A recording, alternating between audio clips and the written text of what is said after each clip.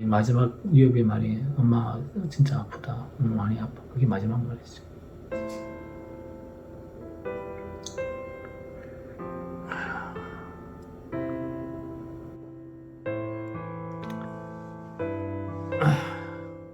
그래서 이런 장면들이 평생의 트라우마로 남는 것 같아요.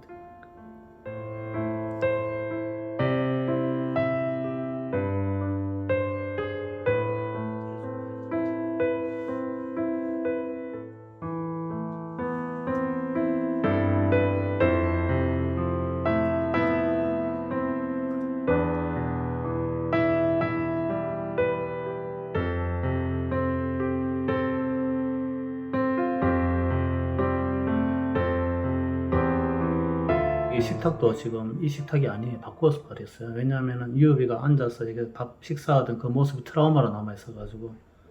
그래서 항상 유엽이가 이 자리에 앉았었거든요. 식사도 마지막에 이제 알았던지 다 먹더라고요. 억지로. 그런 것들이 트라우마로 남아 있는데 하나하나 모든 장면들이 평생에 간직하게 될 그런 아픔이 아닐까 생각을 하죠. 의료 공격이라고 하는 부분이요. 보면은 유효비 같은 경우는 전 분야에 다 걸쳐있다고 볼 수가 있거든요. 일단 가장 첫 번째 문제가 됐대 홍보의 부족이었고요.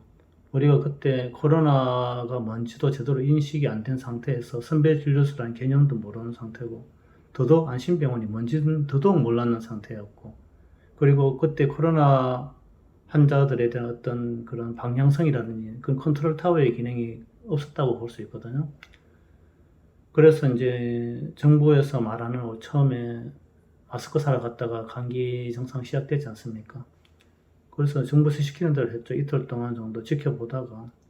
그래서 엄마가 저기 1339에 전화를 하니까 그래 코로나 검사 했냐고 그러더라고. 아 지금 코로나 검사하고 대기하고 있던 거지. 이 상태에서 자기들이 할 수 있는 게 아무것도 없다고.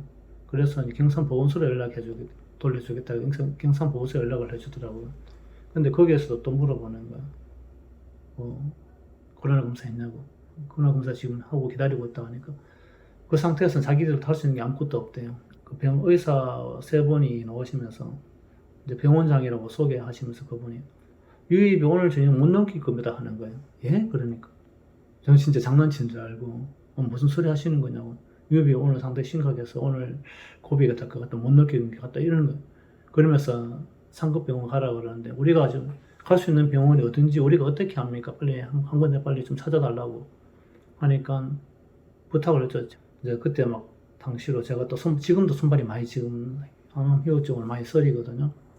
그래서 의사 원장선생님께 부탁을 했죠. 제가 지금 손발도 많이 저린 상태고 지금 차도 막히는 시간이고 그리고 갑자기 오늘 고비라고 하니까 운전이 안 될 것 같다. 좀 앞에 구급차가 있어서 좀 지원 좀 해달라고 하니까 안 된다 그러더라고요.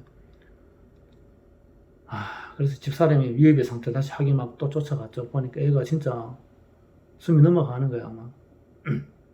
그거 잘 참던 애가 인성도 다 찌그러지고 있잖아. 이러면서 다시 달려와가지고 이 구급차 안 되면 사설 구급차로 좀 불러달라고 하니까 그거보다는 그냥 운전해서 가세요 그러더라. 저는 적도 안 해요. 그래 더 있다가 신랑이 버리다 큰일 나겠다 싶어가지고 비상등 켜고 막 달렸죠. 우리가 아무 준비도 없이 그냥 갔잖아요.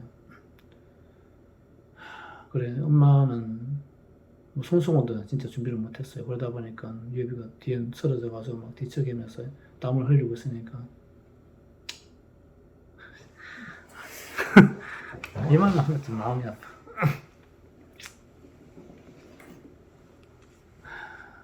창문 열고 이제 땀 훔쳐주는 그것밖에 할 수 없는 거야.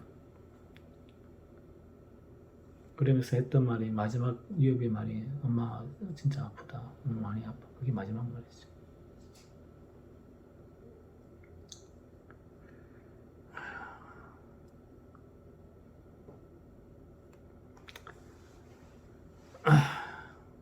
그래서 이런 장면들이 평생의 트라우마로 남는 것 같아요. 이 팬데믹 상황에서 감염병에서 공공의료의 중요성을 사람들이 전부 다 인식을 하고 있잖아요.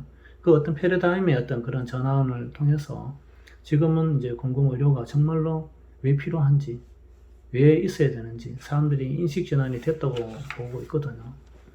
그래서 지금 상태에서라도 이렇게 공공 의료에 대한 어떤 재원의 확충이라든지 그런 걸 통해서 좀 소외받지 않는 어떤 그런 의료 체계가 시스템이 갖춰졌으면 좋겠다는 건 바람이 있죠.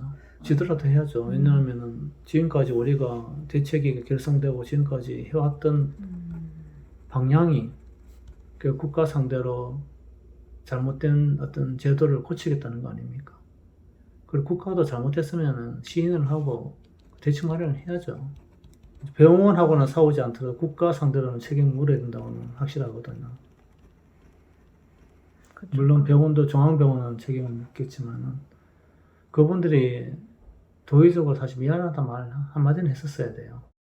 수술실 앞에 집사람이 이제 말을 하는데 좀 삭막하잖아요. 이게 우울하고 거기서 좀 따뜻한 어떤 그런 모종을 그런 어떤 분위기 같은 수술 들어가기 전에 그런 걸 좀 그런 어떤 순화된 어떤 동화된 그런 감정을 좀 들어가는 분들이 느꼈으면 좋겠다. 이렇게 가족의 소중함도 인식하고 이렇게 해서 좀 삭막한 수술실의 분위기를 조금 긍정적이고 그런 분위기를 좀 연출했으면 좋겠다는 그 바람으로 좀 모자상을 나중에 능력이 되면 좀 크게 해서 기증을 하려고 그렇게 생각을 하죠.